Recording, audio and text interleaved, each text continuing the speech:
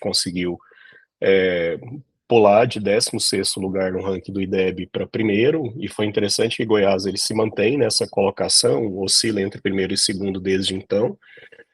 O Paraná recentemente também, depois, né, a gente conseguiu, e tive no MEC como diretor, né, de educação básica, e como consultor pedagógico, trabalhando com diferentes redes. Hoje eu estou nessa atribuição.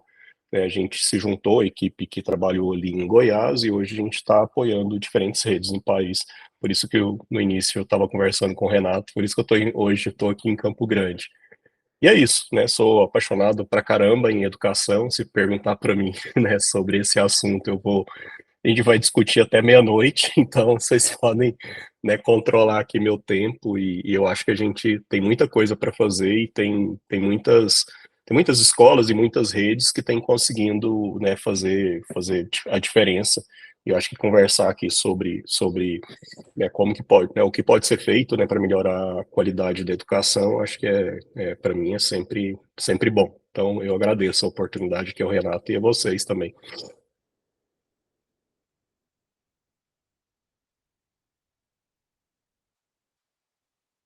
Tá fechado, Yoshida.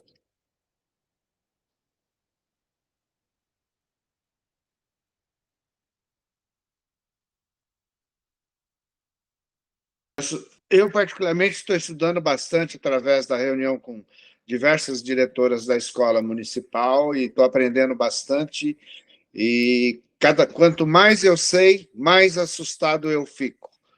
E o desafio, o problema é extremamente complexo e, portanto, não vai existir uma solução simples para isso. E realmente tenho muita coisa aí a questionar os caminhos que eu não tenho visibilidade de como resolver uma série de problemas, sejam sociais, sejam comunidades, sejam esportivas, são uma série de processos integrados que realmente eu não consigo ver como sincronizar tudo isso.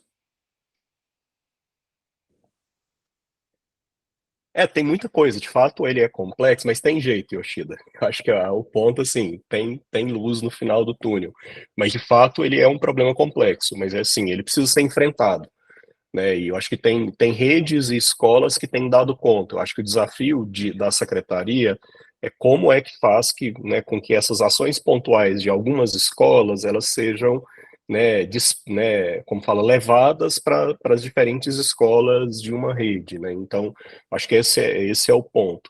Mas se a gente for pegar, por exemplo, tem escolas que elas conseguem fazer uma boa relação com a comunidade, uma boa integração, né, com saúde, né, uma boa relação, por exemplo, de responsabilização das famílias, né, uma boa questão de entrega de resultado. Então, tem várias questões nisso, né, então, acho que assim, é isso, acho que tem caminhos para ser feito, acho que tem uma questão muito forte do poder público ali, da secretaria, né, da decisão política, né, eu acho que quando a decisão política ela é tomada e ela dá suporte para isso acontecer, eu acho que você tem uma salvaguarda importante para as coisas andarem. Mas só a decisão política também não é capaz de fazer as coisas, né, andarem. Então, assim, eu já tive em diferentes secretarias, e uma que facilitou muito a nossa vida quando teve respaldo político, de blindar a secretaria, por exemplo, os cargos importantes e estratégicos, né, de blindar a tomada de decisão para a gente não ter que voltar atrás em decisões, sabe, impopulares, né, que muitas vezes ia mexer na vida das pessoas ali, né, no primeiro momento as pessoas iam dar um grito, ia querer voltar ali né, naquilo que era mais confortável. Então essas condições políticas dadas ali de segurar, né, como se diz, de dar o suporte, dar a condição para o técnico, vamos dizer, né, rodar, isso é essencial. E também para cobrar, né, para chegar junto e fazer as coisas andarem. Mas sim, tem jeito. Eu acho que esse é o ponto. Mas não, de fato, não é nada tão trivial, mas é possível.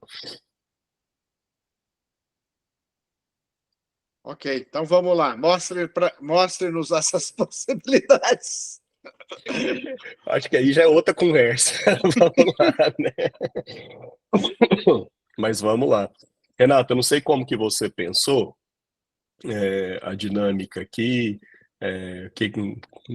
Eu tinha pensado numa apresentação muito geral, de pensar ali alguns pontos para a gente começar a conversa mesmo. Não sei o que você pensou, qualquer coisa a gente muda aqui também. Não, eu acho que é isso.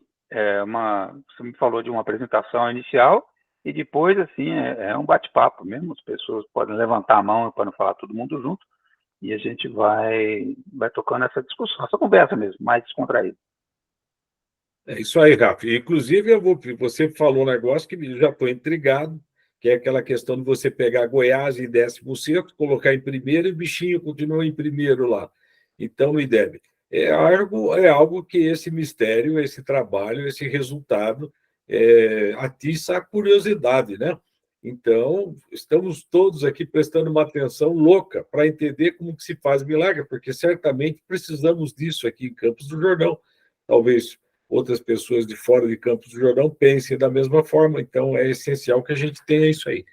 Essa sua experiência é riquíssima e nós estamos aqui atentos a ela.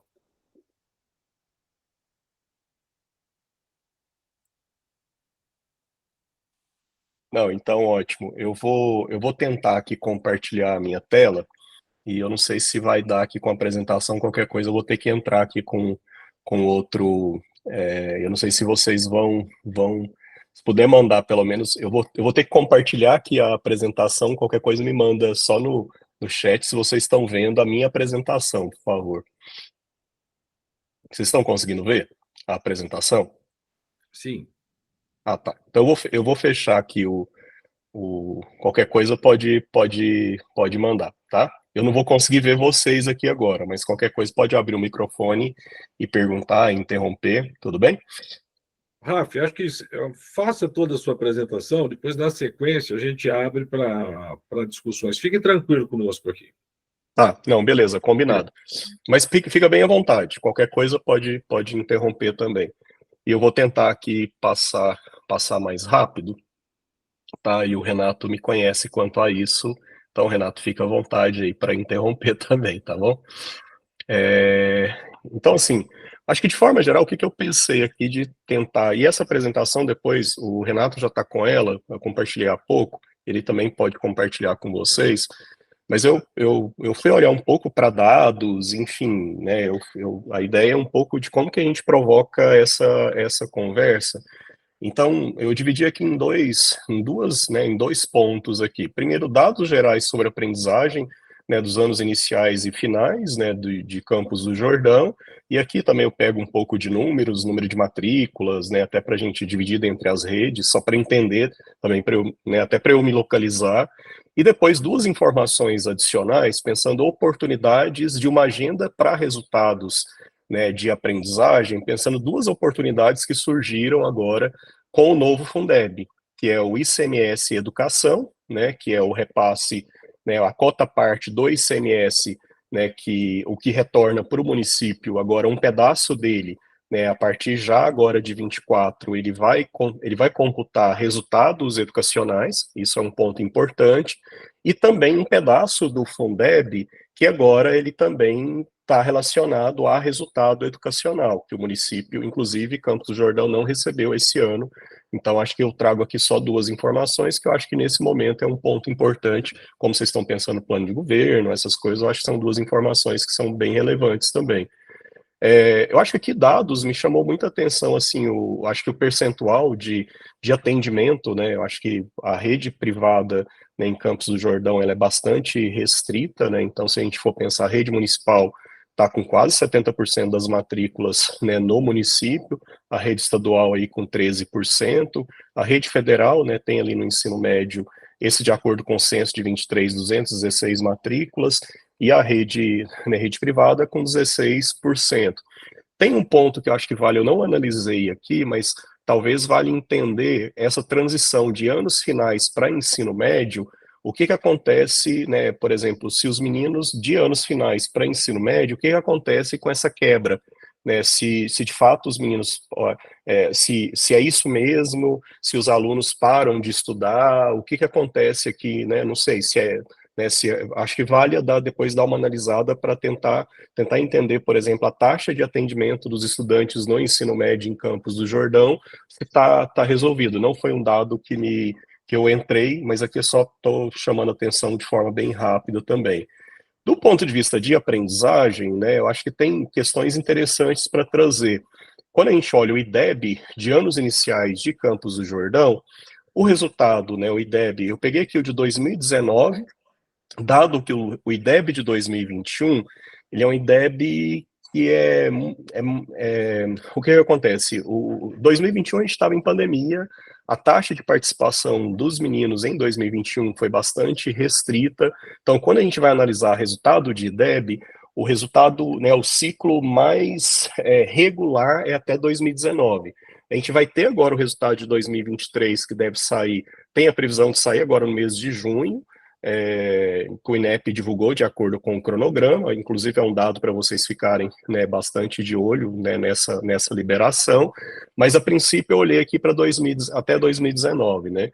O IDEB de 2019 de anos iniciais é 6,8, a meta era 6,3, então está acima da meta. Se a gente for olhar em relação ao Brasil, 5,7.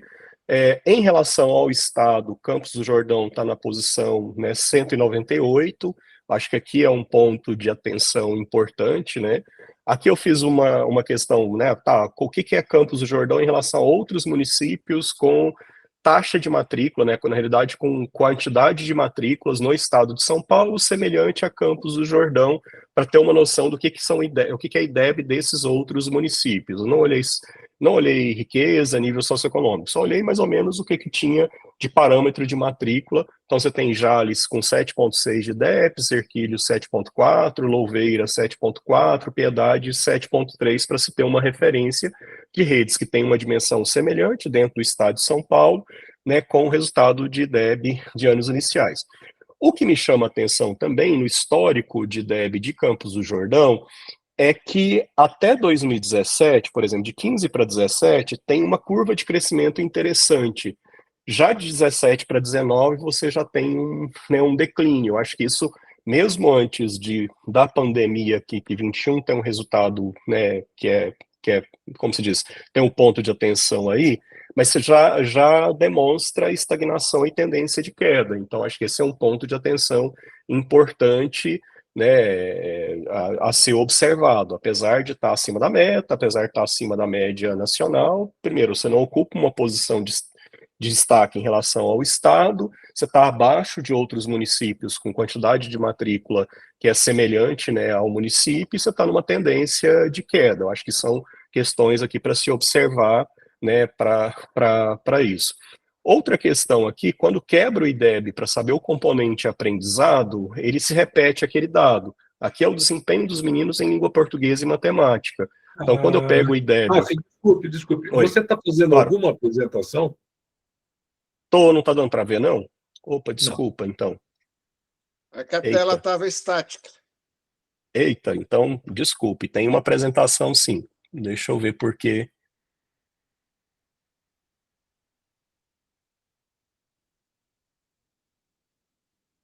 Aí tá ok. Ah, tá. Boa. Quando volta, aqui não vem não, né? Não. Aí ela some. Então eu vou ter que colocar no modo de não apresentação, desculpa então.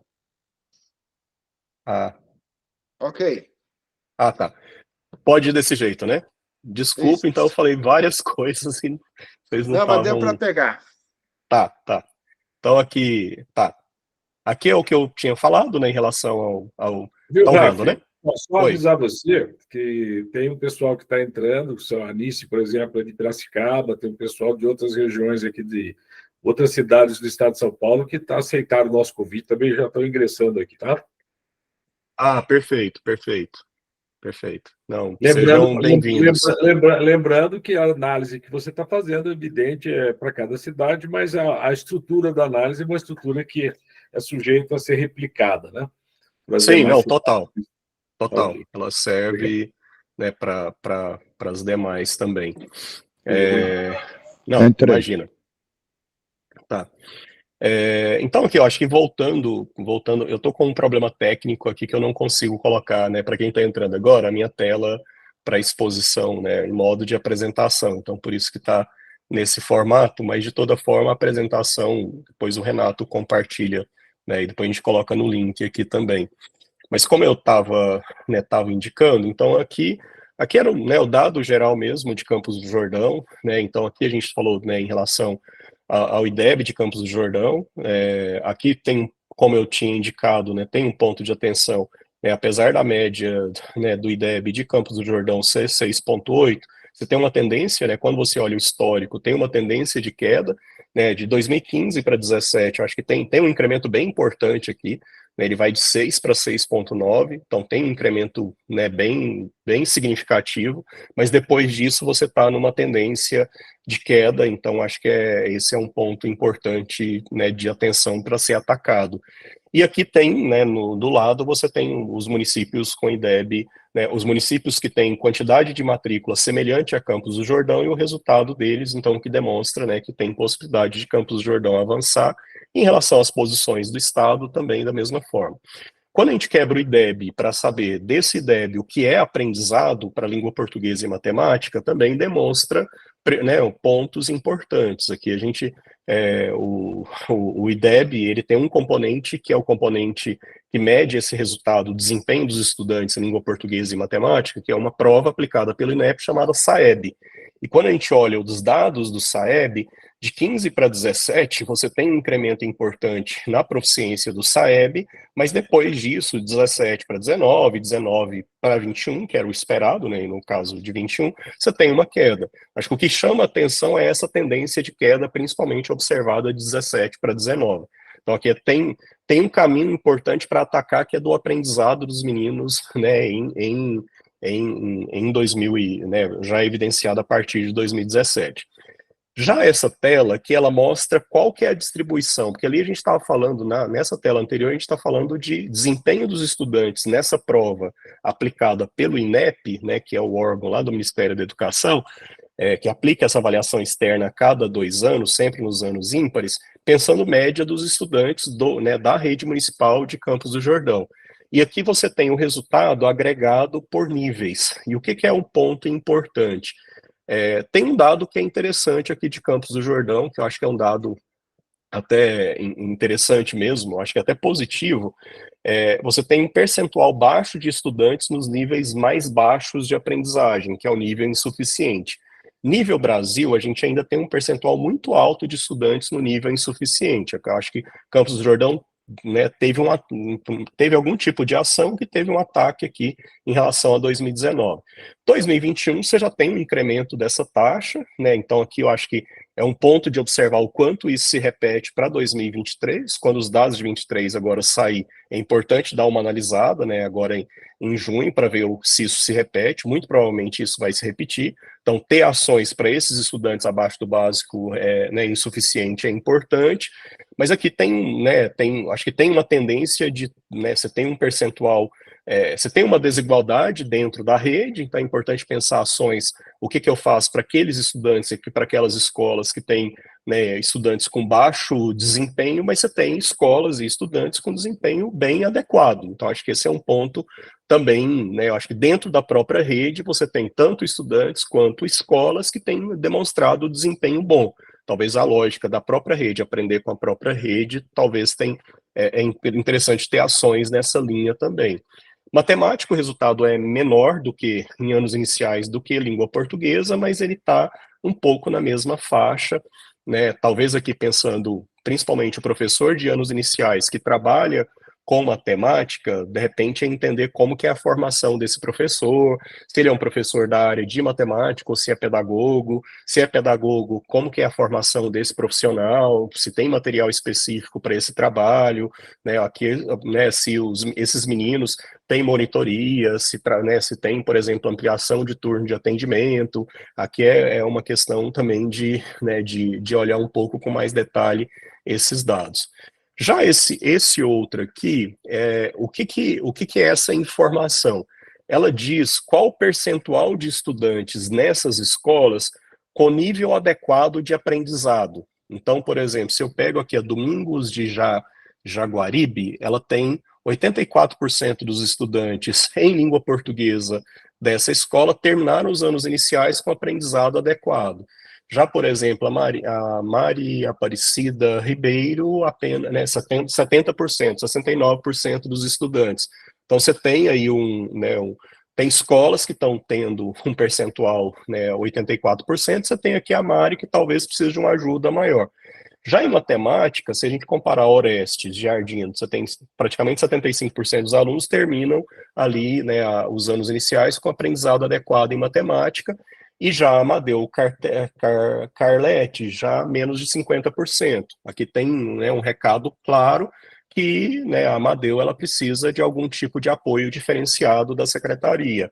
Será que aqui é professor, né? Será que é formação para esse professor ou é até alocação, realocação de professores? Você tem políticas diferentes que, né, que algumas redes fazem, por exemplo. Aí eu já vou começar também a dar alguns insights. Por exemplo, Sobral faz uma ação, que Sobral é um município do estado do Ceará, que é bom, né, uma referência muito importante quando se fala de IDEB, né, é um município que conseguiu ter destaque, o IDEB de Sobral é acima de 9, para vocês terem uma noção. E Sobral, por exemplo, tem uma ação muito forte, tipo, todo ano ele tem um movimento de xadrez entre diretores.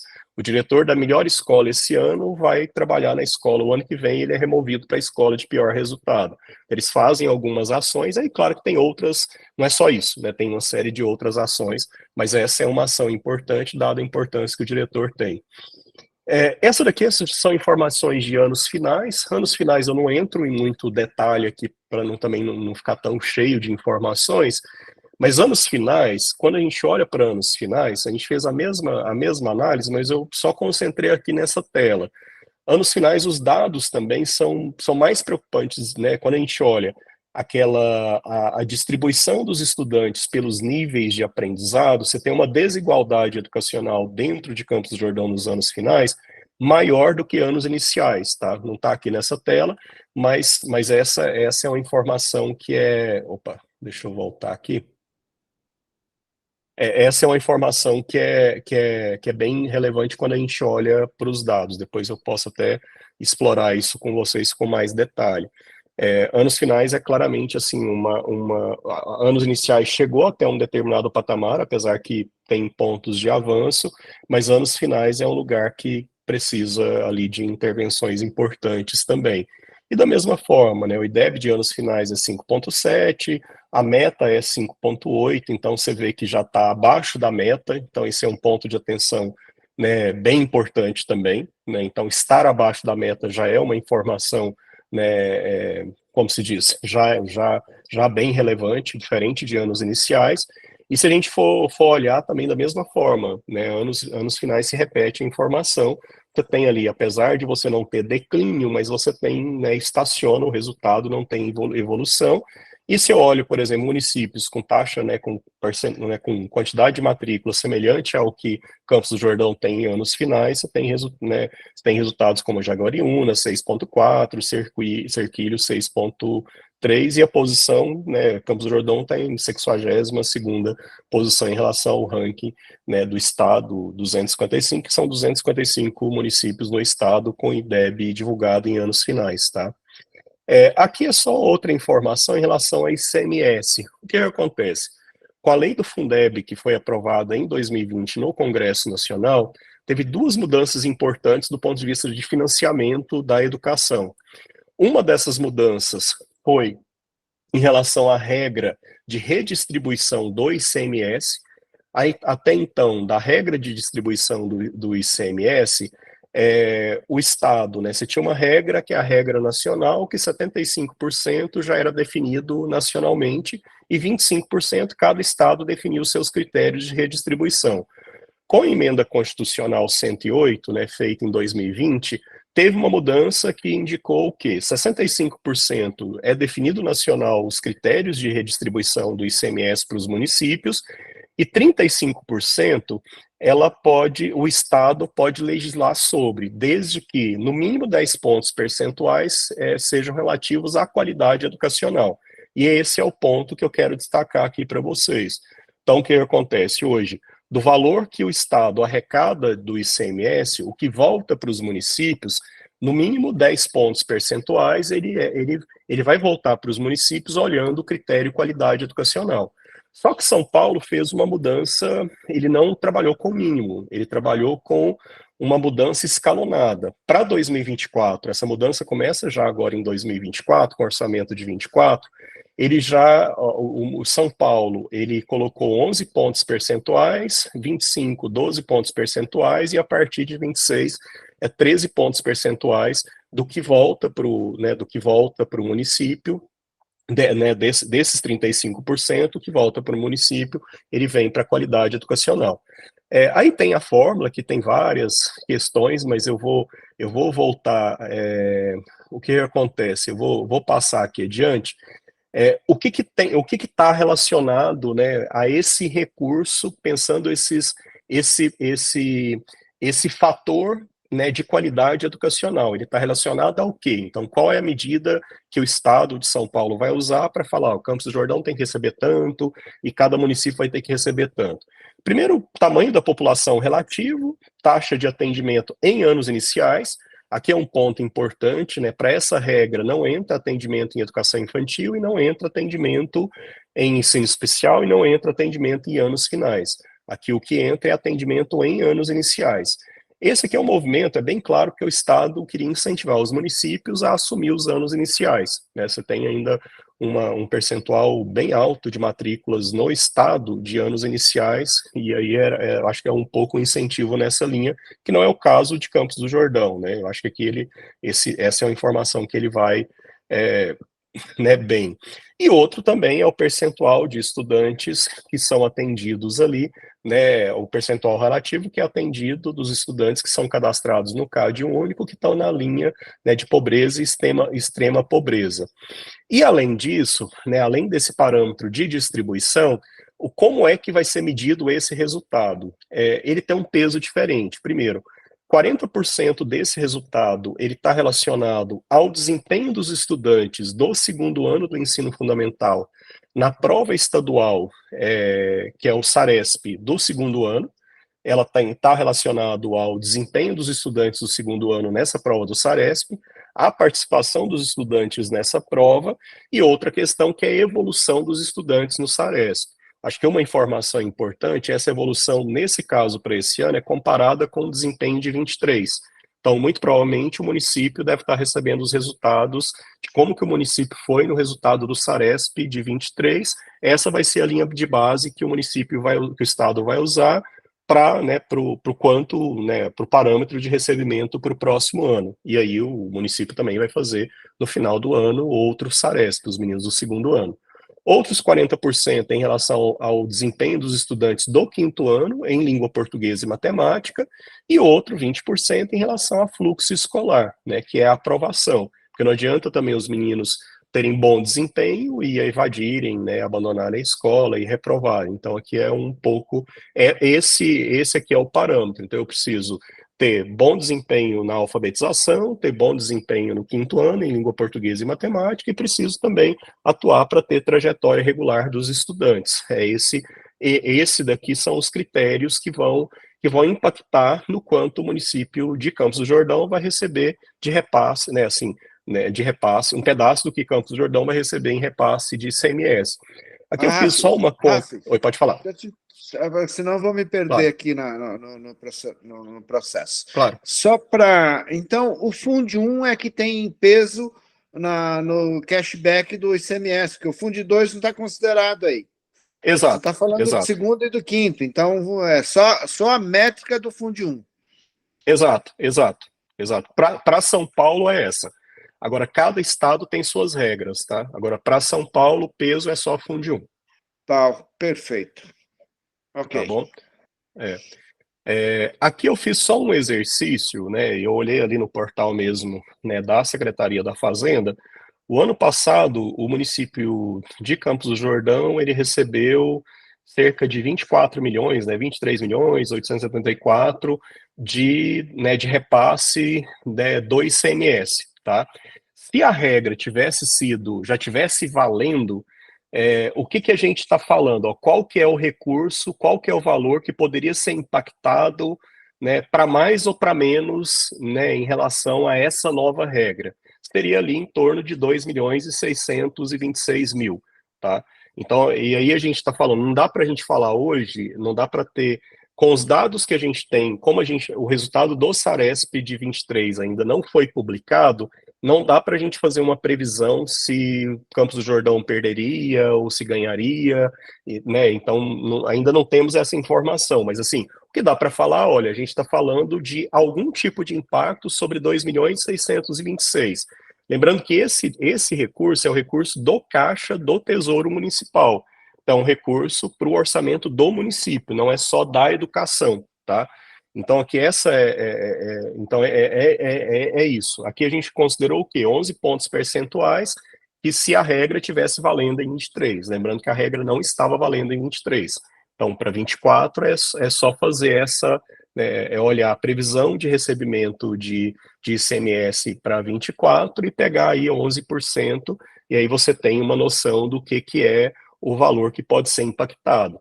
E aí, claro que o município pode falar. Só entendendo, você está me dizendo, eu entendi que esse dinheiro, necessariamente, ele não vai para a educação, ele pode ser aplicado em outros processos, pode ir para o esporte, para o turismo, e coisa assim? Esse é o valor, é a cota parte do ICMS que o município recebe, certo, entendeu? Isso. Que vai ser distribuído ali na prefeitura de acordo com a lei orçamentária, entendeu? Ele não é só investimento em educação. Esse que é o ponto importante, né? Porque assim, o trabalho do secretário de educação e o quanto o prefeito dá importância para a educação pode impactar outras áreas também, entendeu? Acho que esse é o quê da mudança do ICMS educacional. Porque até então era qual que era a questão, assim, até então, o que a gente fizesse na Secretaria de Educação ia impactar só a Secretaria de Educação. Aqui não, o sentido da lei do ICMS é isso, aqui a lógica queremos, né, eu acho que tem uma mensagem geral que global. Vamos mexer no bolso global, então vamos ver se vai ter mais gente, né, como se diz, de olho e tentando ali ajudar para que os resultados educacionais melhorem dentro do município. Acho que é um pouco nessa linha, tá? Quando a gente olha, por exemplo, esse foi uma mudança, foi inspirada, né, o que aconteceu no Congresso Nacional foi muito inspirada ao que o Ceará fez há alguns anos atrás. E quando a gente olha os dados do Ceará, assim, mudou muito, e se a gente tiver a mesma melhoria que o Ceará teve quando ele teve essa mudança nas regras do ICMS, acho que do ponto de vista de Brasil vai ser bem importante, tá? Porque fez com que o prefeito prestasse mais atenção em quem era o secretário, quem são os diretores de escola, né, de segurar e proteger mais as decisões técnicas, né, e pedagógicas da secretaria. Então tem uma série de outras questões também que respaldam a mexida no bolso aqui, tá? Claro que eu acho que no início vai ter muitos municípios que vão perder recurso, né? Então até as pessoas entenderem o que ela precisa fazer. Primeiro, que não fazendo isso elas podem perder recurso, e eu acho que vai ter um movimento ainda de desestabilização, vamos dizer assim. Porque muito provavelmente muitos prefeitos não entenderam ainda como é que, né, qual que é o impacto disso no orçamento dentro do município e o que precisa ser feito para ele não perder esse recurso também, tá? Então acho que aqui eu acho que quando olha para o indicador, olha, eu preciso priorizar segundo ano, eu preciso priorizar quinto ano e eu preciso atender os meninos de anos iniciais. Eu acho que tem uma mensagem forte aqui olhando para esse indicador, né? Perfeito. Tá. O outro aqui aí para a gente já ir finalizando essa parte de dados aí, a gente pode ir para, né? Outra informação é sobre o VAR. O VAR é o que acontece? O Fundeb, ele até antes dessa emenda constitucional, o Fundeb era um grande fundo, né, e na realidade ele recebia os impostos, e aí depois o papel da União era praticamente redistribuir os impostos, e a União fazia uma contrapartida muito pequena, que era para equalizar principalmente os estados mais pobres que recebiam essa contrapartida. Com a mudança do Fundeb, agora a distribuição ela não é só para o Estado, ela é para o município, e a contrapartida da União, do governo federal, ela aumentou muito. Só que esse aumento de contrapartida do Fundeb da União, ela veio também com um fator de qualidade, de resultado, que é o VAR, que é o valor aluno ano por resultado. Então, do Fundeb, sempre era contabilizado só matrícula. Tenho mais matrícula, vou receber resultado, vou receber mais recurso, independente do resultado que o município, né, ou o Estado iria consolidar. Com essa nova, né, esse novo elemento, então você tem aqui o VAR, e o VAR você tem um pedaço do Fundeb que está relacionado a resultado. E aí tem toda uma regra, tem toda uma portaria para isso, e eu vou ser aqui também em breve, para que o município, o Estado, tenha direito de acessar o VAR, ele tem primeiro que tá dentro das condicionalidades para ter acesso, aí tem todo um rito dentro, né, ali do governo federal, junto com principalmente dentro do Ministério da Educação e Ministério da Fazenda também. Das condicionalidades, né, tem aqui 5 condicionalidades que são importantes, que é primeiro o município ter seleção, a rede ter seleção do gestor escolar com critérios técnicos e de mérito por desempenho, tá? O outro é no mínimo 80% de participação no SAEB. Para esse repasse do VAR de 2024, esse item 2 não valeu. Por quê? Porque em 2021 esse foi um problema. Muitas redes não teve participação mínima de 80%, porque a aplicação desse SAEB foi ao SAEB de 21 e muitas redes ainda estavam fechadas, foi bem problemático. Então, teve um acordo para essa regra em 2021 não valer, o que para 2023 ela já vale. Então, se a rede não garantiu no mínimo 80% dos estudantes fazendo a prova do SAEB, que é aquela prova, né, a cada ano ímpar, ela não tem acesso. Então, esse é um ponto importante também. No caso, Campos do Jordão não recebeu VAR esse ano, na realidade não recebeu VAR, esse valor por resultado do Fundeb nos últimos 2 anos. No caso de 2024, não recebeu por não ter atendido esse critério 3, de acordo com a portaria divulgada pelo INEP, que é redução das desigualdades de desempenho dos estudantes, SAEB, pensando no nível socioeconômico e raça. O que quer dizer isso? Por exemplo, quando eu olho lá o desempenho, né, só lembrar, o desempenho de Campos do Jordão caiu. Então, assim, já é um ponto de atenção. E o que olha aqui? Não é só você aumentar a média, né, a média de desempenho de uma rede. Eu preciso aumentar a média, mas acompanhada do aumento também do desempenho dos estudantes que estão nos níveis mais baixos de aprendizagem, principalmente olhando para esse critério 3. É isso que ele está dizendo. Então, quando uma rede, para ela ter acesso ao VAR, eu preciso melhorar o meu resultado, mas eu preciso fazer com que os alunos com nível socioeconômico mais baixo, né, principalmente das escolas, né, com nível socioeconômico mais baixo, os estudantes com nível socioeconômico mais baixo, também melhorem o seu desempenho. Então, é isso que aí eu preciso pensar o quanto a rede tem ações focadas nos estudantes mais vulneráveis e nas escolas mais vulneráveis também, para a gente não aumentar a desigualdade dentro, né, da rede. Eu preciso melhorar o resultado de todas as escolas, mas eu não posso fazer isso só aumentando o resultado das melhores. Eu preciso fazer com que as escolas, né, mais complexas também tenham seus resultados melhorados. Pode falar. Como é que você identifica essa questão de nível socioeconômico? Baseado em quê? Aba, BPM, bairro? Como é que você identifica isso? Qual a métrica? Eu não entendi. Yoshida? Tá. No SAEB, isso está até sendo revisto também, tá? Quando o SAEB é aplicado, o aluno responde um questionário, né, socioeconômico. Certo. Então, através da resposta do estudante a esse questionário socioeconômico, você consegue identificar o nível socioeconômico desses estudantes e o nível socioeconômico da escola.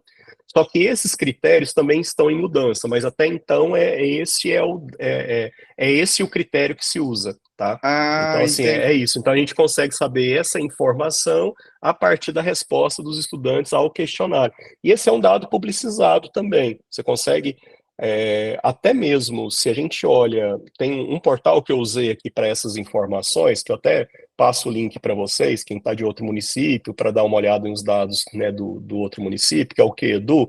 Lá você consegue identificar qual que é o nível socioeconômico dos estudantes daquela escola, mas é um dado que é captado por essa informação no SAEB. Que tipo de questão é apresentada para o aluno? Eu posso dar uma olhada, mas são questões...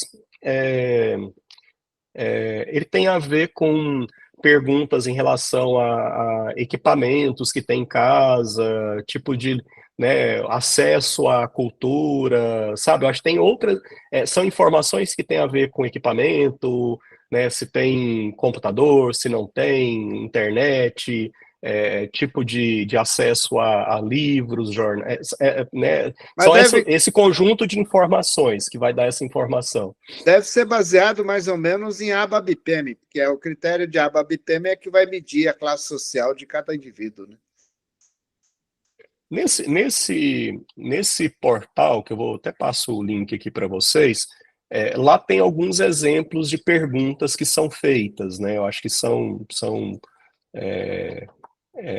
que é até legal, porque lá você consegue até, por exemplo, acessar quais são as respostas consolidadas, né, que os estudantes do município de Campos do Jordão respondeu, que os professores de Campos do Jordão também respondeu, entendeu? Tá, entendi. Acho que é bom também que dá para vocês captarem como que o professor pensa, como que os diretores na média pensam. Você só não consegue pegar informação que pode ser identificada, né, pela LGPD. Então, você não consegue pegar a resposta de um diretor de uma escola, né, específica. Uhum. Legal. Ok. Eu acho que de dados, assim, foi essa geral, mas assim, eu quis trazer só essas informações gerais acho que para provocar, e eu acho que não sei se fez sentido, mas e aí, enfim, a partir disso a gente pode trocar outras ideias também, pensar coisas que funcionam, o que eu tenho observado de ações que funcionam ou não, mas eu quis trazer, assim, pensar essas ações em cima desses indicadores. Eu acho que, assim, hoje, se eu for pensar, né, o que recomendações daria para prefeito, cara, eu pensaria primeiro o que eu, né, acho quais são os incentivos que eu tenho. Tem um incentivo muito claro do ponto de vista orçamentário, que é melhorar, eu preciso ter cuidado ali com o recurso, né, né, do repasse do ICMS, e eu preciso cuidar do VAR. Né? Então, olhando para esses dois critérios, eu já vou olhar para critério de qualidade educacional. Eu já posso dar prioridade para o secretário e posso dar um norte para ele. Eu vou cuidar da alfabetização dos meninos e vou cuidar ali, né, da consolidação dessa alfabetização ali dos anos iniciais. Então, acho que são dois lugares, por isso que eu trouxe essas informações ali de anos iniciais e também essas duas outras informações sobre financiamento. Excelente, Raf. Continuando nessa linha orçamentária, eu acho que todo o nosso problema ela começa aí na LDO, aí passando pelo PPA, passando pela LOA, até chegar no orçamento do ano. Você tem uma métrica de qual é o valor de custo por aluno? Alguns falam 1.200 a 1.400. Tem uma métrica sobre isso? E outra, como é feito o orçamento? Quantos por cento vem da federação, do estado e do município? Você deu um número aqui, por exemplo, na ordem de 23 milhões aqui, que é um orçamento nosso, advinda do Fundeb, e nós temos um orçamento de 100 milhões. Ou seja, desses 100 milhões do orçamento da educação, 70% ele sai do município, 75% ele sai do município, os 25% ele vem de contribuição do Estado, é isso? Yoshida, financiamento, a parte de orçamento e financiamento não é muito a minha praia. Ah, Eu tá. uso ela só para que eu tenha respaldo para tomar decisão, entendeu? Mas assim, acho que só onde eu sei, talvez o Renato consegue complementar, o que acontece? Você tem o Fundeb, ele foi criado para isso, para você ter um mínimo, né, para você não ter tanta desigualdade entre um município e outro no país. Então, acho que esse é um ponto. Então, antes do Fundeb, você tinha município no país que investia, não tinha pouco, tinha quase nada para investir, e outro que tinha bastante. Então, o Fundeb ele surge para ter assim, um valor mínimo para o estudante, e aí a complementação da União, ela surge para aquele estado e aquele município que não conseguiu, que a sua arrecadação não conseguiu atingir esse valor mínimo, aí entra a contrapartida da União, com o Fundeb, tá certo? Então é para isso. O que o VAR trouxe é porque até então era só, não adianta, assim, não tinha uma agenda para resultado. Era só o município atender, aumentar o número de matrículas, sem preocupar com a agenda de resultado, que ele ia receber mais recursos. Acho que tem uma questão do VAR que ela fala assim, olha, você vai receber mais recursos se você tiver mais matrícula, mas se você demonstrar resultado, você vai receber mais recursos também. Eu acho que esse é um ponto que traz. O que acontece? Se a gente for olhar, por exemplo, o custo aluno do município de São Paulo, ele é um custo, talvez um dos maiores do país, ele é em torno ali de 22 mil ano, tá? O custo aluno ano. Se a gente olha, a média nacional, ela é abaixo, depois eu dou uma olhada, mas ela está ali por volta ali de 8 mil. Tá, então, assim, você tem ainda, mas você não tem uma discrepância como era antes, tá? Então, você não tem um valor que é igual para todo lugar, porque depende muito do quanto o município ainda arrecada, do quanto o Estado ainda arrecada, tá? Então, por exemplo, o quanto o Estado de São Paulo investe em educação está relacionado à riqueza que o Estado de São Paulo produz. Comparado com o orçamento de Goiás, por exemplo, o valor aluno em São Paulo é muito maior do que o valor aluno Goiás, pela riqueza que São Paulo produz, né, do ponto de vista, né, enfim, e acho que é um pouco nessa linha. E aí tem a ver também, então, assim, se o município ele tem uma arrecadação alta, principalmente de impostos que são impostos próprios, então você tem, né, um valor agregado que ele vai acrescentar ali que é maior, mas acho que é só nessa linda. A média nossa é uma média boa, na ordem de 15 mil reais, comparado aí com fora do estado de São Paulo, é uma média boa. Média alta. Um custo que, se for pegar uma escola privada, você paga menos do que os R$ 1.200, R$ 1.400 por mês, certo? Então é uma média alta. E se for olhar, por exemplo, talvez valha até fazer olhar essa conta, por exemplo, os municípios que estão lá no primeiro lugar, qual que é a média de valor aluno que está se gastando, entendeu? Que dá para vocês terem uma proporção também de como que é a eficiência desse gasto do município de Campos do Jordão. Estou pensando coisas que vale para trazer para discussão também. Tá, outra coisa, existe uma lei específica onde você pega o orçamento do município, quanto deve ser alocado em transporte, quanto deve ser alocado em alimentação e o resto todo como educação e manutenção de prédio? Tem uma lei específica para isso ou não? Do que eu conheço, você tem lei específica para investimento com a lei do Fundeb, no mínimo 70%, né, do Fundeb, no mínimo 70% do Fundeb tem que ser investido em, como que eu posso falar, em pessoal, né, que antes era só professor, só que agora ele teve um conceito aumentado, né, e o pessoal não prestou muita atenção nisso, que são profissionais da educação. E aí, profissionais da educação ampliou o leque. Aí depende, dentro do município, quem é caracterizado como profissional da educação de acordo com, né, com a lei ali dentro, né, do município. Então, por exemplo, dentro do estado de São Paulo, teve alguns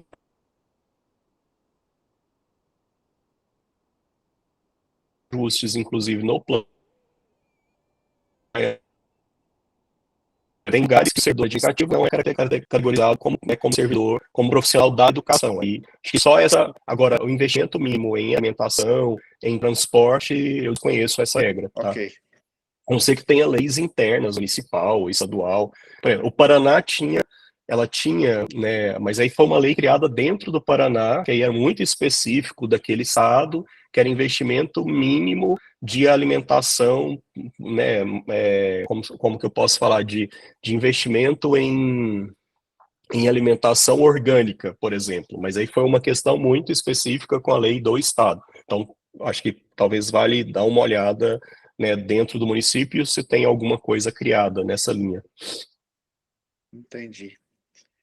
De novo, o orçamento ainda. Essa métrica que é usada pelo Fundeb e é usada na questão VAR, ela pode ser repassado para as escolas sobre o ponto de vista de métrica de repasse? Ou seja, o que eu quero dizer é o seguinte: você me dá os 2 milhões e pouco lá que eu tenho de métrica, vou dar para aquelas, vou premiar, sei lá, a direção, a escola lá, por estar com os alunos nessa métrica. Dentro dessa métrica que vai me privilegiar, devido àquela escola, eu consegui mais recurso para o meu município. Isso pode ser repassado correlacionalmente para as escolas ou não? O que você pode fazer, eu acho que você não pode pegar aquele dinheiro daquela, porque tem uma questão de prestação de contas, tá? Acho que valeria bater um papo com quem faz prestação de contas. Mas assim, o que eu estou pensando aqui, até a experiência que eu tive no MEC, a gente não conseguia. O que acontece? Você repassa o recurso para o município e o município que tem que ver qual é a forma que ele vai prestar conta daquele recurso. Mas assim, de forma geral, do recurso da educação, ele pode criar prêmio, ele pode criar, né, por exemplo, Goiás a gente criou isso. A gente criou prêmio escola, a gente criou prêmio poupança aluno, a gente criou bônus para o professor que não se ausentava, porque a gente tinha problema, a gente criou incentivos para aqueles problemas que a gente tinha para resolver. A gente não criou, por exemplo, para pessoas, bônus por resultado para pessoas, porque até a literatura já indica que isso é complicado, né, e não traz resultado. A gente criou só, por exemplo, a gente criou prêmio por resultado para a escola, mas para mostrar, para criar uma mobilização para a escola. E a gente usava o recurso somatório. O que às vezes a rede faz, ela não pode utilizar daquele recurso, mas ela utiliza do recurso global e aí ela compensa. Acho que vale talvez checar com porque ela não vai investir só o Fundeb, né? Ela tem outro somatório que compõe o recurso que ela investe em educação.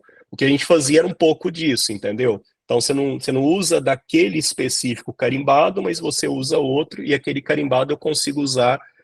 Tipo assim, eu consigo descobrir daqui, mas eu consigo usar esse para cá, entendeu? Para cobrir. São algumas formas de você usar o orçamento também. Mas eu acho que vale talvez trocar. É possível ser feito com investimento em educação. É possível. Excelente. Então, essas medidas, esse uso de dados, basicamente dá uma condição de você conseguir identificar as escolas por escola, quer dizer, a qualificação de cada uma delas, quer dizer, você consegue criar um plano de desenvolvimento da escola pela necessidade da escola, né? Esse é o que o pessoal de Joinville está fazendo. Eles isolaram as escolas, fizeram análise de escola por escola e as metas são dentro daquela escola. E aí, obviamente, como o Rafa falou, que eles fizeram uma manobra de orçamentária, porque a escola cresceu dentro da meta dela, ela vai receber um prêmio. Os professores vão receber um 14º salário, por exemplo. Então, o que a gente tinha conversado um pouco com o Rafa antes, assim, como é que você faz o diagnóstico? Você tem que começar no diagnóstico, tem que mapear a situação e você vai mapear hoje com as informações que você tem disponíveis, né? E aí você começa a fazer, então, a separação das estratégias dentro de cada escola. Não adianta você fazer uma estratégia municipal. Você tem, como a gente viu lá os quadrinhos, né, os que estão em amarelo, os que estão em vermelho, você tem que dar uma atenção diferenciada para cada uma das escolas. Acho que essa é a ideia que a gente conversou um pouco sobre como a gente usa dados para começar um diagnóstico, então, do sistema educacional do município.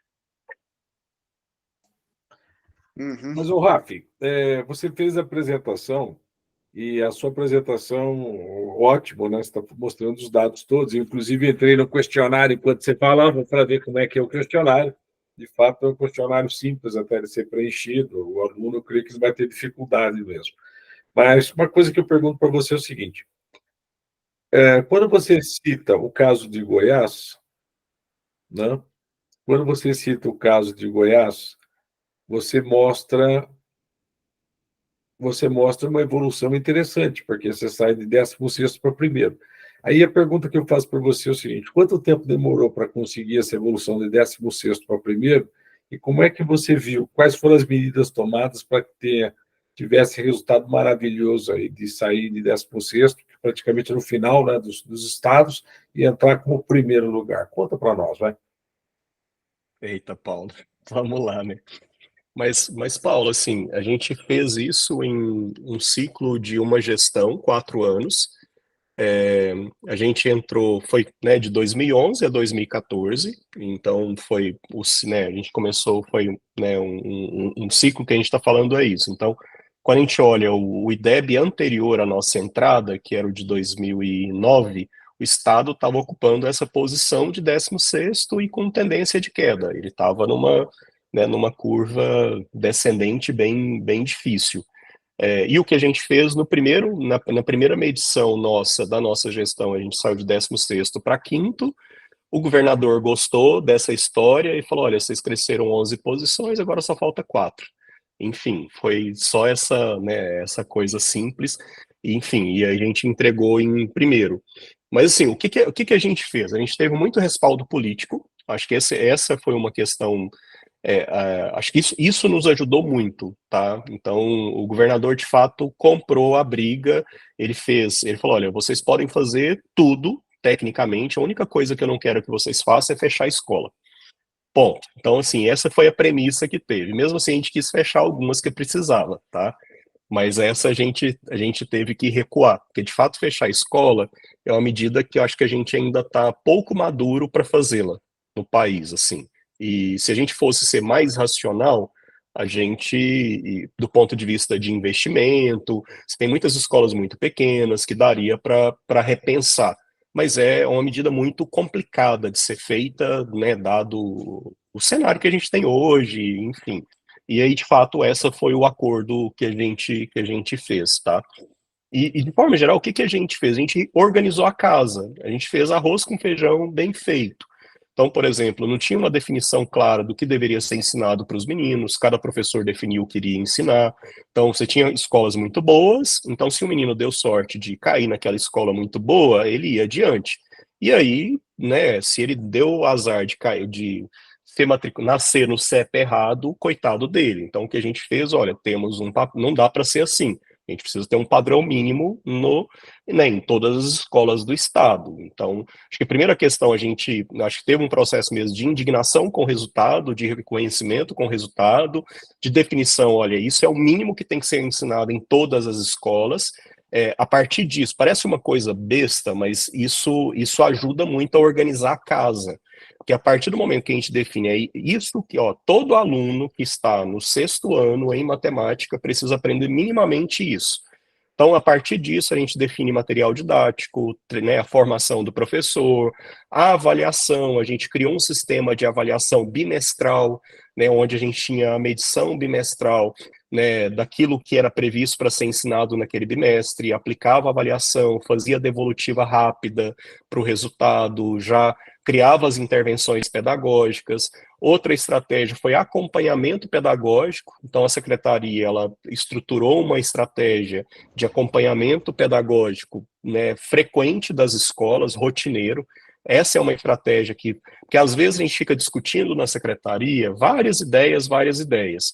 Só que essas ideias não chegam na escola. E às vezes a agenda da escola é outra, não é essa agenda, né, de melhoria de resultado. Então isso, né, olha, isso que a gente pactuar aqui dentro, e claro que você criava toda uma rotina de pactuação, não era só 3 pessoas discutindo, Paulo. A gente criou né, um mínimo de coerência, né, com um grupo maior, inclusive com participação de diretores, assim, né, e com alguns professores, enfim, mas criou um mínimo de, né, o que a gente vai fazer aqui nesse ano, para criar um consenso mínimo.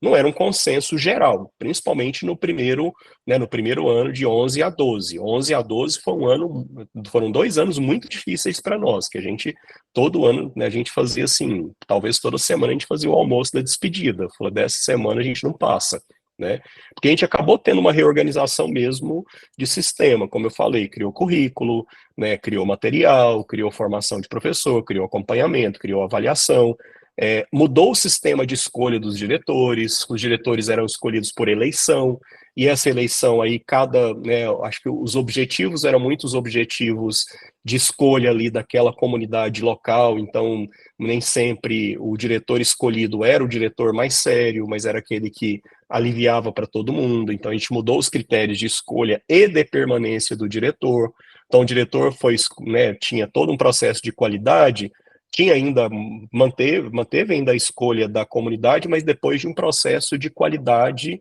né, falar, essas pessoas podem se candidatar, mas tinha um processo inicial de filtro. E aí, depois que essas pessoas foram validadas pela comunidade, elas assinavam um contrato de gestão com a secretaria. Se não cumprisse o contrato de gestão e comprovasse que ali era a ineficiência dele, inabilidade dele, o diretor saía da função. Então, ele sabia a quem que ele tinha que dar resultado, a quem que tinha que recorrer. Essa mudança foi mega importante, tá? Essa mudança, Fábio, foi muito importante. O diretor é o segundo fator que mais impacta na aprendizagem dos estudantes. Pesquisa traz isso. O primeiro é o professor. E o diretor tem forte influência sobre o professor.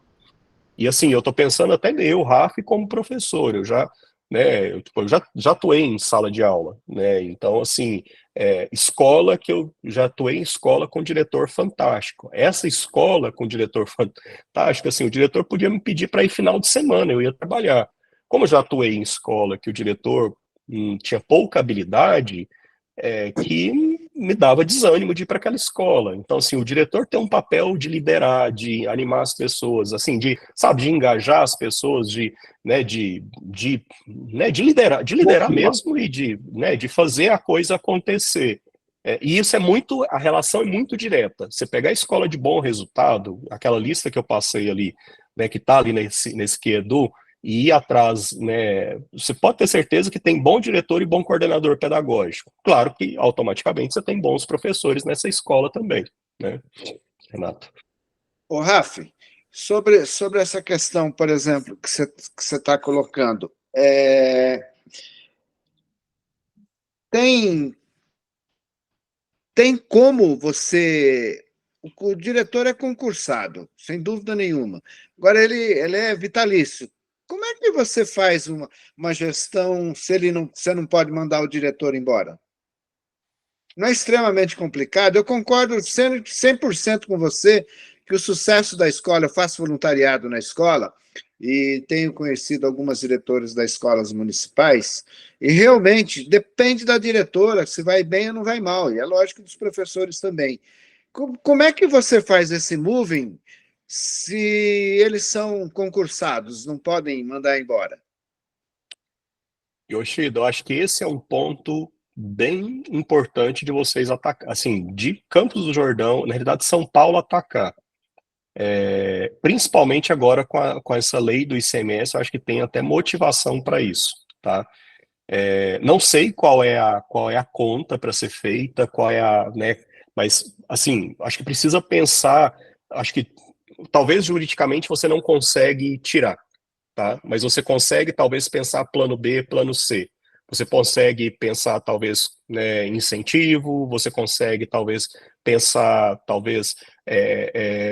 intervenção, você consegue, não sei, tá? Eu não tô pensando aqui outras alternativas. Talvez você pode pensar, por exemplo, a regra para ele permanecer, porque às vezes a gente talvez ver a regra de permanência nele na escola, talvez até a própria legislação já tem brechas para fazer ajustes na posição daquela pessoa. Goiás a gente tinha uma facilidade, porque, assim, eu particularmente aí é uma posição minha, eu não acho uma decisão adequada o concurso público para ser diretor de escola, tá? Assim, eu não sei quem, acho que a rede que tem concurso público para essa posição tem um grande problema para se resolver. entendeu? Porque é isso, assim, não dá para eu colocar 500 estudantes à mercê da boa vontade de um diretor que está liderando a escola, que ali pode dar tudo errado, dado a importância que essa pessoa tem. Então, talvez ali, dado essa importância, sabe, não sei, pensar plano B, talvez é olhar com, né, procuradoria do município se existe alguma brecha, caso aquele diretor não consiga dar resultado, se há possibilidade de troca, de substituição, de remanejamento, de ajuste para outra posição, possibilidade talvez de remanejar e colocar alguém no lugar temporariamente, não sei, tá? Ou às vezes é dar uma, sabe, porque às vezes tem gente que precisa de uma sacudida, de uma conversada, de apoio, eu não sei. Isso nos ajudava muito a possibilidade que a gente tinha de, né, do diretor saber, olha, essa posição é uma posição temporária, se você não tiver resultado, você pode ser substituído. Então, assim, isso nos ajudava muito. E aí, quando você olha para as regras do novo Fundeb, isso está claro lá também, que eu acho que tem um incentivo muito forte para critérios de qualidade para o diretor estar na posição. Só o concurso, talvez óbvio, ele te mostra que aquela pessoa foi apta para alcançar aquela posição, mas talvez para permanecer, né, precisa pensar ou repensar critérios. Eu tenho muita dificuldade com isso, tá? Talvez é isso, não sei. Talvez é pensar. Eu acho que tem algum jeito legal de se resolver. Normalmente tem, tá? Normalmente tem. Aí precisa ver qual que é a lei que estabeleceu esse processo. Tipo, no Estado tem como substituir, tem como remanejar, né? Tem como colocar alguém lá no lugar dele respondendo, ou tem como, vou colocar o coordenador pedagógico, deixo o diretor para uma posição secundária, né? Mais administrativa. Não sei, sabe? É polêmico, mas isso precisa ser atacado, porque não dá para colocar os meninos, né, numa condição de não aprendizagem, porque tem alguém ali que não vai. Bom, o que você está Talvez dizendo de forma incentivo geral, pode ajudar, que às vezes não vai por um jeito, mas quem sabe com incentivo a pessoa pode se mover, não sei. o que você está dizendo em termos geral, que é uma questão de gestão. É uma gestão Não, eu acho mais que ampla, sim. uma visão mais ampla da parte de Eu acho gestão. que tem Mas eu jeito. queria entrar Esse é o no... ponto. Pode ser mais difícil, É, mas tem jeito, né? tem Poderia ser mais fácil. avaliação de desempenho, enfim, tem uma série de coisas. Mas eu queria entrar num outro tema, um pouquinho aqui, não tanto numérico, mas em termos de ações que podem ser tomadas, não sei se você tem experiência com isso. O que a gente vê é que existem carências externas, não a carência da sala de aula. Você tem carência na área social, nutricional, na área de segurança e tudo mais. E o que eu tenho visto é que o engajamento da família tem um papel muito importante nesse sentido. Vocês fizeram alguma medida específica? Você tem conhecimento de alguma medida específica de como que você traz a família, como você traz a comunidade para dentro da escola? Renata, o que acontece? No início, a gente ficou até, né, a gente ficou muito nessas questões, como que a gente vai cobrar da escola, se a gente não dá melhor infra, se os pais não dão maior importância, a gente ficou muito assim. E a gente chegou numa conclusão que se a gente não mostrasse serviço, dificilmente a família ia respaldar a escola, entendeu? Porque a família desconfiava da escola. Então a gente falou, vamos fazer o nosso trabalho? Então, sabe, eu acho que essa foi uma primeira coisa. Existem vários fatores que influenciam no resultado, mas tem o fator escola que influencia. Então, acho que isso precisa ser sempre com muito cuidado, porque tem uma tendência da gente sempre jogar a responsabilidade para o outro. Então, assim, o nível socioeconômico, ele impacta no resultado? Sim, nível socioeconômico, ele torna né, um aluno de nível socioeconômico mais alto é um aluno que ele tem acesso a vários meios culturais que talvez é mais fácil ensiná-lo do que aquele aluno do nível socioeconômico mais baixo. Mas isso não significa que o aluno do nível socioeconômico mais baixo não vai aprender, vai ser mais difícil. Eu preciso pensar ali, eu consigo colocar o melhor diretor naquela escola, né? Consigo dar incentivo para que os melhores professores vão para aquela escola. Por exemplo, o município de São Paulo fez uma coisa muito legal o ano passado, que era, até então, eu acho que é uma boa prática, tá? as escolas mais periféricas eram as escolas com os professores mais inexperientes, os contratos temporários, né? Porque é uma tendência. Eu sou concursado, eu quero ficar na escola mais próxima da minha casa, vou gastar menos transporte, etc., tudo aquilo. O que o município de São Paulo fez? Mudou a regra de gratificação por deslocamento. Quando ela mudou essa regra da gratificação por deslocamento, ele colocou valor maior da gratificação por deslocamento para as escolas mais vulneráveis e mais afastadas. Sabe o que aconteceu? Foram as primeiras escolas a ter professor alocado e professor mais experiente. Entendeu? Então, assim, foi uma regra que ela fez para entender, olha, essas escolas são as escolas que precisam dos professores mais experientes. Então, talvez essas coisas também, sabe? Acho que talvez olhar para isso vale, né? Pensar essas regras também. Escolas mais vulneráveis, eu preciso ter o melhor diretor do município lá dentro, o melhor coordenador pedagógico lá dentro. Acho que isso precisa ser atacado. Paralelo a isso, então, assim, a gente, tipo, no nosso caso, a gente não fez ações tão de rede estratégica, mas a gente trabalhou com ações pontuais, tá?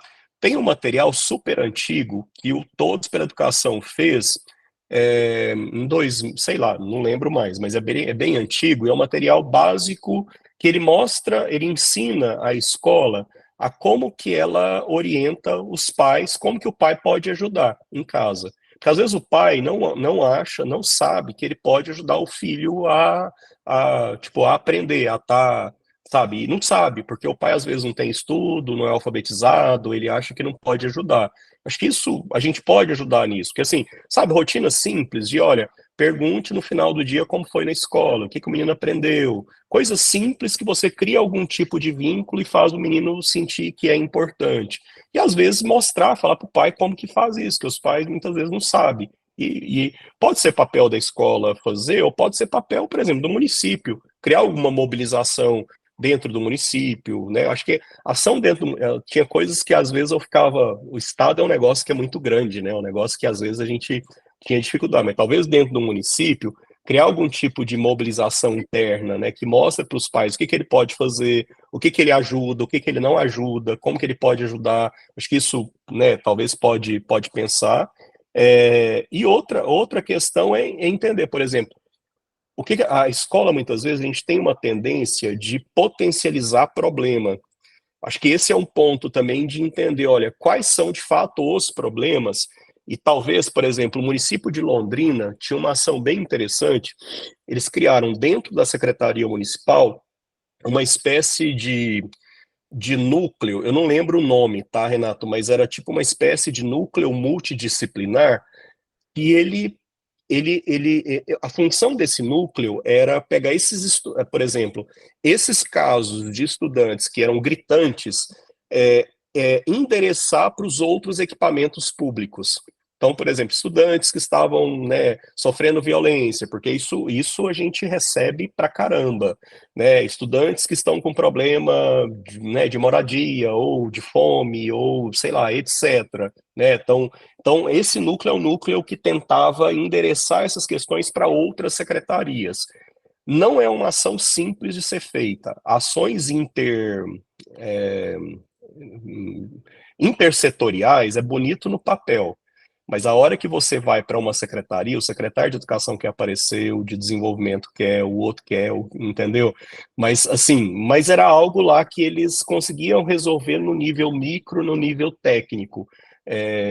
Não sei, talvez é uma coisa para você tentar aliviar a escola sem sobrecarregá-la, mas porque a intenção da secretaria foi essa, porque eles não quiseram demandar o diretor, porque o diretor estava com 1 milhão de coisas. Era assim, olha, aqui tem um ponto de ajuda, aqueles estudantes que estão fugindo da curva, tem um lugar aqui que a gente pode, né, tipo, tem um lugar na secretaria que a gente vai condensar essas questões para endereçar para outros equipamentos públicos.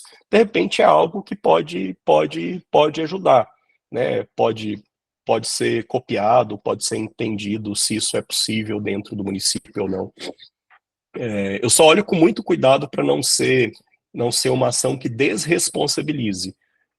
Tem uma tendência da gente desresponsabilizar. Não vou ensinar o Renato, porque o Renato é isso, aquilo, é pobre, etc, etc, etc, e ele não vai aprender. Eu falo, então vamos fechar a escola, porque né, não precisa. Ô, Rafi, Nós tivemos uma reunião ali com diretoras da escola municipal e observamos uma tendência, inclusive no estado de São Paulo também tem uma questão muito grande que está sendo publicada referente a alunos com dificuldades, por exemplo, os autistas, etc. Então, a gente tem essa questão, né? Que em Campos do Jordão foi dado um número oficial que seriam cerca de 170 e 7.500, 2%. Tá? E um aspecto que eu perguntei para ela, e a resposta que não teve resposta, e inclusive eu até chequei no Congresso Nacional, na legislação, referente ao seguinte, aqueles bons alunos, aos superdotados, né? Aqueles alunos que, se você não trabalhar também direito, eles também se transformam num problema. Então, como é que você vê, por exemplo, essa questão do desempenho da escola e esses dois cenários, né? Os cenários dos hipossuficientes, no caso, assim, autistas e outras deficiências, e aqueles super eficientes, no caso, superdotados, que também seria um problema. Como é que você vê essa relação aí com o desenvolvimento? Ah, só para falar para você que o que você falou, naquelas questões que eu entrei lá rapidamente e vi, está ali. Uma delas é se os pais acompanham, o aluno dizendo se os pais acompanham eles nas tarefas diárias e tal. Achei muito interessante aquilo que você colocou, ótimo mesmo. E é legal porque os meninos respondem que os pais acompanham, né? Assim, tem um alguns percentual. entregam lá, alguns Sei. entregam, né? Eu acho que a maior Sei. parte entrega, né? Pergunta como é que ele vê a formação do pai, né? É muito legal, eu acho que muito interessante aquilo, né, para ser apresentado. Julgo que seja uma ferramenta que tem que estar na mão dos professores, do coordenador e do diretor, né, para entender a base com que eles estão trabalhando. Né? Sim, não, é importante. E, Mas vamos lá. Paulo, infelizmente, assim, por exemplo, esses dados que a gente discutiu aqui, e esse do questionário, ele é algo que muitos professores ainda desconhecem, tá? Não é uma informação que parece ser trivial, mas ainda é uma informação que a gente precisa avançar muito quanto ao uso. E isso é Brasil. A gente é super avançado. Se a gente for olhar Brasil, a gente é super avançado em avaliação de estudantes, do ponto de vista, né, já tive na França, Portugal, né, Estados Unidos nem fala, porque Estados Unidos é uma bagunça nesse sentido. Mas assim, a gente tem um sistema super avançado de avaliação, Está me dizendo que a inclusive, gente né, aplica a avaliação, o professor está acompanhando a aplicação da avaliação, está recebendo e não tem depois uma resposta do que aconteceu. a gente tem pouca devolutiva e pouco uso desse resultado. A gente tem muita ainda cultura. Tá fechado, Paulo, acho que fechou. Não, aqui está normal, estou te ouvindo normalmente. Desculpa, eu não tinha. A voz está atrasada. Para mim está normal. Rafa, está normal, pode seguir, por favor. Tá. Não, obrigado. Acho que deu um delay, desculpa. Tá. Mas eu acho que voltando aqui a sua pergunta em relação à questão, né, a pessoa né, com deficiência, até o Renato, a gente conversou um pouco, né, sobre isso também. Cara, esse para mim é um problema complexo, né, que eu vou olhar assim um pouco coisas que eu acho que vale evitar, tá? E que eu acho que a gente, por exemplo, Goiás, né, até antes da nossa gestão, criou um problema super difícil da gente contornar e que a gente teve que atacar. Ele criou uma estratégia que, se a turma tivesse aluno com deficiência, ele tinha um professor adicional. O que na prática isso virou? Né, virou o professor adicional para o aluno com deficiência dentro de uma sala que já tinha um professor regular. Então acabou virando uma redoma de vidro para o aluno com deficiência dentro de uma sala. E a gente viu que isso não foi nada positivo. Primeiro, aumentou a folha de pagamento absurdamente, e do ponto de vista de inclusão do aluno com deficiência em sala de aula, também não resolveu. Né? Então, quando você fala a matrícula do aluno com deficiência numa sala regular, é para você, primeiro, né, tipo, isso é vida real, né? Então, a escola não pode ser também uma ilha de fantasia. Então, nessa vida real, você convive com pessoas com deficiência. Então, a ideia de ter alunos com deficiência dentro de uma sala de aula é para que você também aprenda a viver com essa deficiência, mas esse menino com deficiência precisa aprender lá e os demais também precisam aprender. Então, acho que é um pouco nessa premissa. Então, e eu vejo muitas redes, muitas vezes, indo por esse caminho mais fácil, de vamos colocar alguém para cuidar. E esse alguém para cuidar, não é, assim, não acho que que seja uma melhor medida, tá? A gente teve que, foi isso, e foi muito difícil para nós ter que voltar atrás, muito difícil mesmo, porque o professor regente já acostumou com aquele outro professor, você tinha até uma relação cultural que, olha, eu tenho 39 alunos e o aluno RAF com deficiência, que é do professor Renato, que estava na sala de aula. Entendeu? Então, nem o professor regente da turma enxergava aquele aluno como sendo aluno dele. Então, era uma coisa meio estranha que foi criado. Acabou criando um problemão para tentar. Foi uma solução simples para tentar solucionar uma questão que criou foi um problema maior. Então, voltar atrás foi um problemaço. O que eu vi de prática para gente que ajudou muito, tá? Primeiro, uma relação forte, assim, que são coisas que funcionavam? Quando esse estudante, ele tinha atendimento complementar ali, principalmente com a equipe multidisciplinar ou multiprofissional, no atendimento, por exemplo, complementar no outro turno, por exemplo. Então, quando aquele aluno com deficiência, seja em deficiência intelectual, aí pensando autista, outras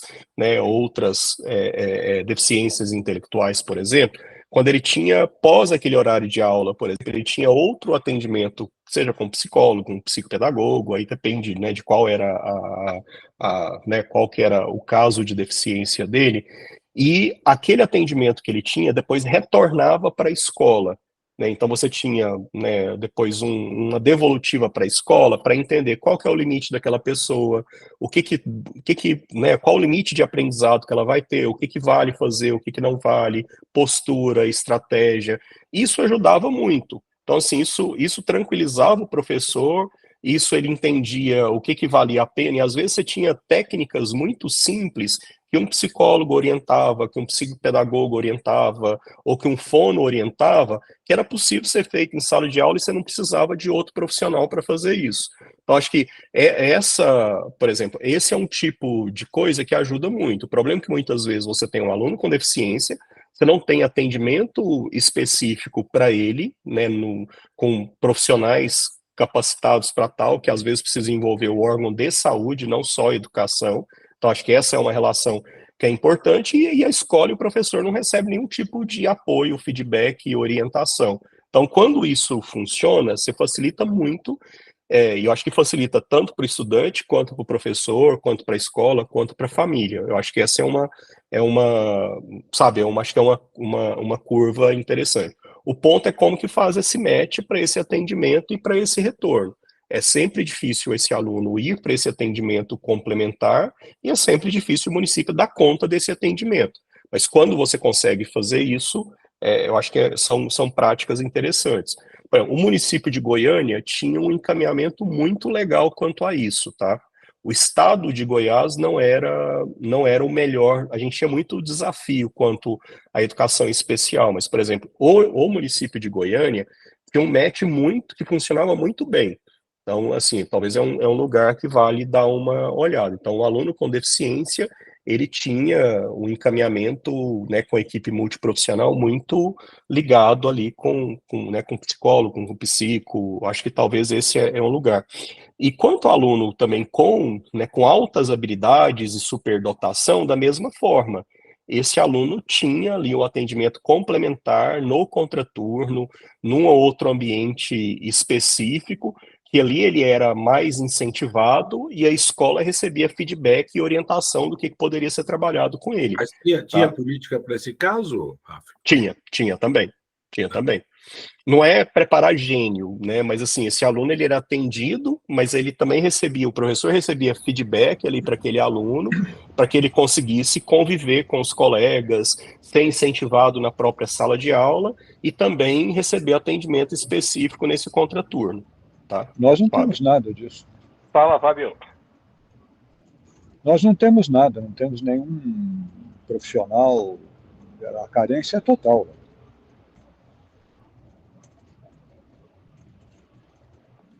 Está me ouvindo? Talvez pensar no nível de secretaria, Fábio, por exemplo, equipe multiprofissional, não sei se isso existe dentro, Ou que núcleo específico para isso? Não sei, né, se vocês têm.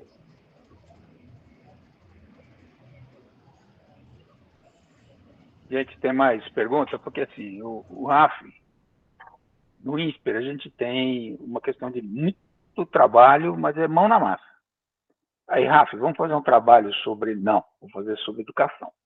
Rafa, vamos fazer... Não, sobre educação. Então, assim, é o cara que vive, dorme, sonha, acorda educação. Então, como ele falou, é um assunto aqui, se a gente for nesse toque aqui, nós vamos até meia-noite. Mas alguém tem mais alguma pergunta, alguma colocação dentro dessa bolha que a gente criou aqui para discussão, na verdade, porque o assunto é gigantesco.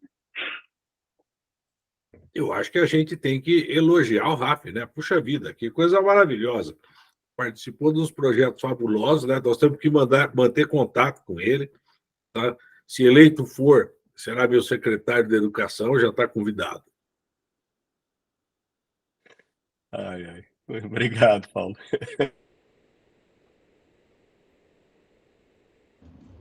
Fala, Yoshida. Cortou, Paulo. Ele está com o telefone desligado.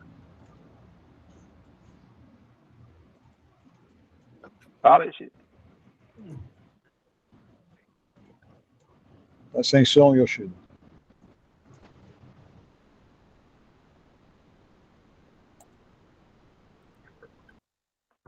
Pode falar, Yoshida. Está sem som. Está sem som.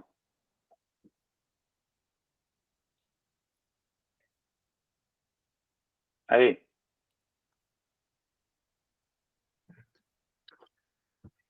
Está sem som. Ô, Renato, só uma curiosidade. A Eliana Magalhães é da onde mesmo? Oi, Eliana. Está conosco? Ela não disse aqui para a gente, mas a gente pode perguntar para ela.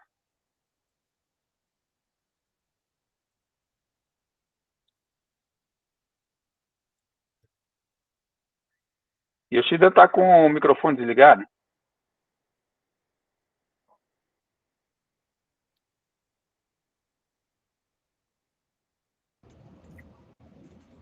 Mas você está sem som, Yoshida. Eu acho que a gente congelou aqui, viu? Acho que é o frio de Campo de Jordão, né? Ué, o Yoshida vai mandar um telegrama com as questões, fica sossegado. O telefax. Telefax. Ele está preparando, escrevendo, você vê que ele está aí. Eu, ao menos. Yoshida, a gente não está escutando você, Yoshida. Você está escutando, filho? Não, acho que ele também não está escutando. Não. Bom, gente, acho que é isso. Eu estou sempre em contato com o Rafa e com a nossa turma, então se precisar, a gente quiser explorar mais algum ponto, tenho certeza que a gente consegue. Ou nós vamos precisar, sim, pega endereço, telefone, pega todos os dados, hein? Não, caramba. A gente tem. E tem fora assim, se você perguntar, não, ele começa a mandar material. Rafa, quando você questionou e você deu o site, entrei rapidamente e vi. De fato, é muito rico aquilo, muito interessante. Um bom diretor de escola, se pegar aquilo, com um bom coordenador pedagógico, sobretudo quando você vê aquelas questões assim objetivas. Seu pai te ajuda, te motiva, tem que chamar aqui, vem cá, moçada, né? Deixa eu ligar minha câmera aqui. Tem que chegar, chamar, vem cá, moçada, vocês vão trabalhar com a gente, pai. O que está vendo aí, né? Então, acho que está perfeito. O Yoshida está perguntando aqui, quero saber se o Rafa, se ele tem... Peraí, ele mandou no chat. Evasão escolar. Das evasão escolar de Campos do Jordão.